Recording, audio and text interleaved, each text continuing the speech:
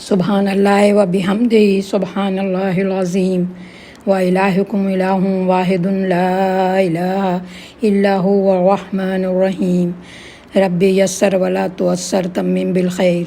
السلام علیکم اللہ والوں۔ امر بالمعروف یعنی نیکی بھلائی پھیلانے کا حکم دیا، دھونس سے نہیں نرمی سے۔ فرمایا سورہ اعراف، اے نبی صلی اللہ علیہ وسلم، نرمی اور درگزر کا طریقہ اختیار کرو، بھلائی کی تلقین کیے جاؤ اور جاہلوں سے نہ الجھو۔ یعنی اے نبی، نرمی اور درگزر کا طریقہ اختیار کرو اور جاہلوں سے نہ الجھو۔ جاہل کون؟ جو بحث کرے، حق کو نہ مانے، اللہ اور رسول صلی اللہ علیہ وسلم کی بات کو اہمیت نہ دے۔ جاہلوں کے ساتھ کیسے پیش آؤ؟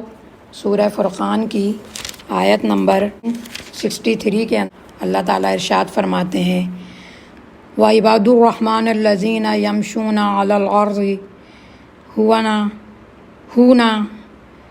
هَوْنًا وَإِذَا خَطَابَهُمُ الْجَاهِلُونَ قَالُوا سَلَامًا۔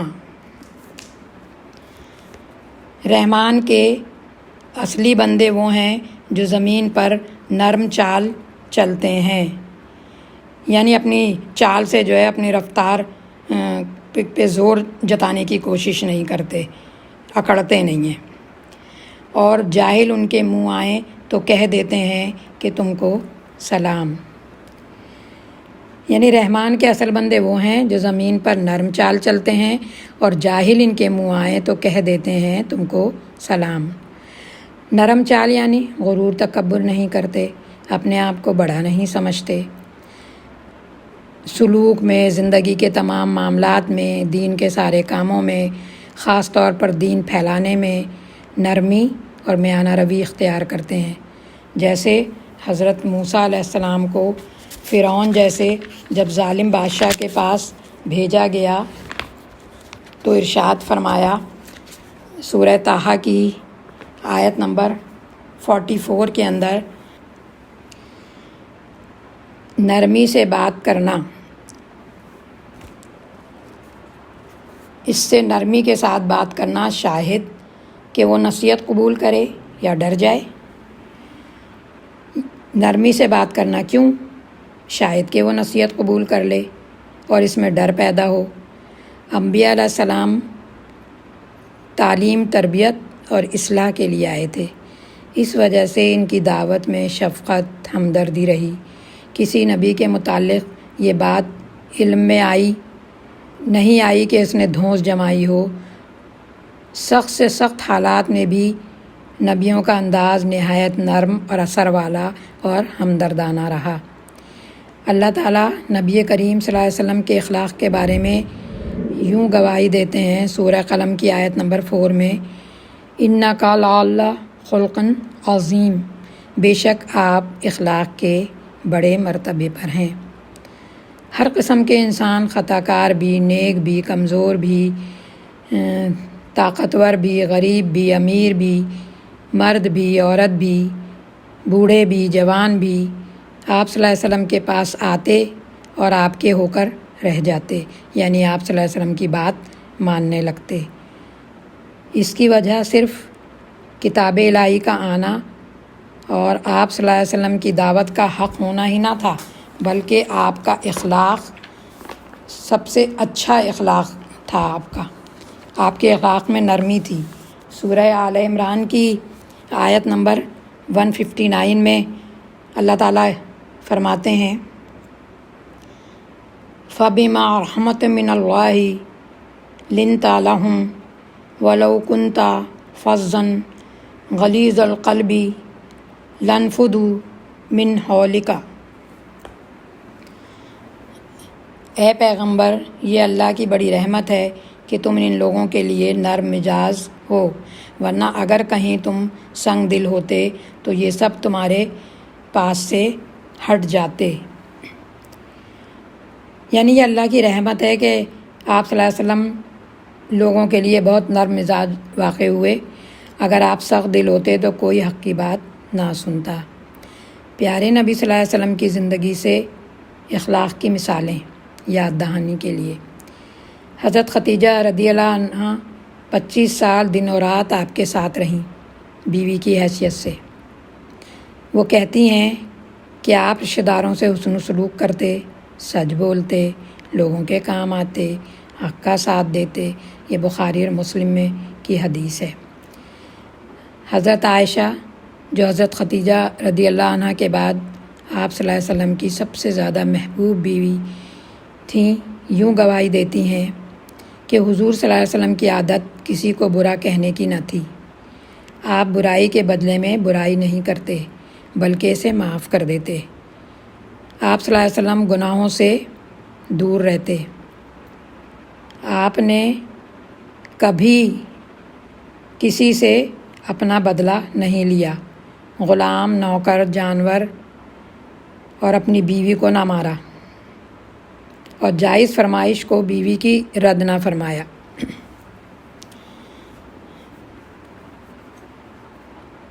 حضرت علی سید سلمان ندوی قطبات مدارس میں کہتے ہیں کہ حضرت علی بچپن سے جوانی تک نبی کریم صلی اللہ علیہ وسلم کی خدمت میں رہے۔ وہ کہتے ہیں کہ آپ صلی اللہ علیہ وسلم ہنسمکھ، طبیعت کے نرم، اخلاق کے نیک، طبیعت میں مہربانی، سخت مزاج نہ تھے۔ کوئی برا جملہ منہ سے نہ نکالتے تھے، لوگوں کے عیب کمزوریوں کو نہ جاننے کی کوشش کرتے، اور اگر معلوم ہو جاتی تو کسی سے ان عیبوں کو بیان نہ کرتے، کسی کا دل نہ دکھاتے، بلکہ دل دکھانے کے بدلے دل جوئی کرتے تھے۔ آپ رؤوف و رحیم تھے۔ ترمذی کی حدیث ہے کہ حضرت علی نے یہ بھی بتایا کہ آپ صلی اللہ علیہ وسلم نے اپنے نفس سے یعنی اپنی عادتوں میں سے 3 باتیں بالکل نکال دی تھیں۔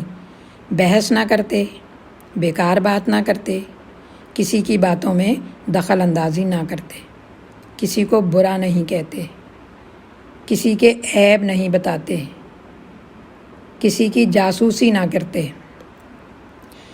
آپ نے اچھے اخلاق کی تعلیم اپنی امت میں کیوں عام کی؟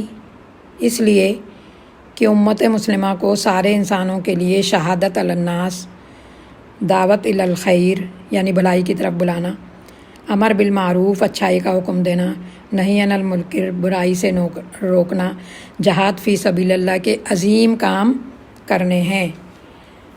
تو اسی لیے جو ہے نا امت کو اخلاق کی تعلیم دی گئی۔ ترمذی کی حدیث ہے، ان من احبکم الی واقربکم منی مجلسا یوم القیامتی احسنکم اخلاقا۔ تم میں میرے سب سے زیادہ پیارے اور قیامت کے دن مجھ سے سب سے زیادہ قریب وہ ہیں جو تم میں سب سے زیادہ خوش اخلاق ہیں۔ سوچئے ضرور، قربت کس کی؟ دنیا کے اعلیٰ ترین انسان کی۔ طبرانی کی حدیث ہے، احب عباد اللہ الا اللہ احسنہم اخلاقا۔ اللہ کے بندوں میں اللہ کا سب سے پیارا وہ ہے جس کے اخلاق سب سے اچھے ہیں۔ اسی طرح ابو داؤد کی حدیث ہے، حضرت عائشہ سے روایت ہے کہ ان المومن لیدرک بحسن الخلق درجات الصائم والقائم۔ بے شک مومن حسن اخلاق سے وہ درجہ پا سکتا ہے جو دن بھر روزہ رکھنے اور رات بھر نماز پڑھنے سے ملتا ہے۔ ترمذی اور ابو داؤد کی حدیث ہے، ما من شیء اثقل فی المیزان المومن یوم القیامت من خلق حسن۔ قیامت کے دن مومن کے ترازو میں حسن اخلاق سے بھاری کوئی چیز نہ ہوگی۔ حسن اخلاق کیا ہے؟ حسن بصری رحمۃ اللہ علیہ کہتے ہیں، چہرے کی مسکراہٹ، فیاضی سے مال خرچ کرنا اور کسی کو تکلیف پہنچانے سے اپنے آپ کو روک لینا۔ واسطی رحمۃ اللہ علیہ کہتے ہیں، آرام ہو یا تکلیف، ہر حال میں خلق خدا کو راضی کرنا۔ سہل تستری رحمۃ اللہ علیہ کہتے ہیں سب سے ادنا درجہ ہے تحمل کرنا، بدلہ نہ لینا، ظلم کرنے والے پر رحم کرنا، اس کے لیے استغفار کرنا اور اس پر شفقت کرنا۔ آپ صلی اللہ علیہ وسلم جیسا کون ہو سکتا ہے؟ کیونکہ آپ کے اخلاق تو سب سے بہترین اخلاق تھے، لیکن آپ صلی اللہ علیہ وسلم جیسا بننے کی کوشش میں لگے رہنا ہے۔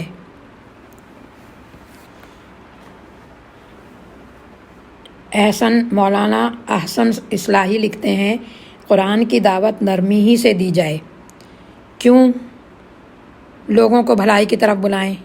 کیوں برائی سے روکیں؟ کیا فائدہ اس کا؟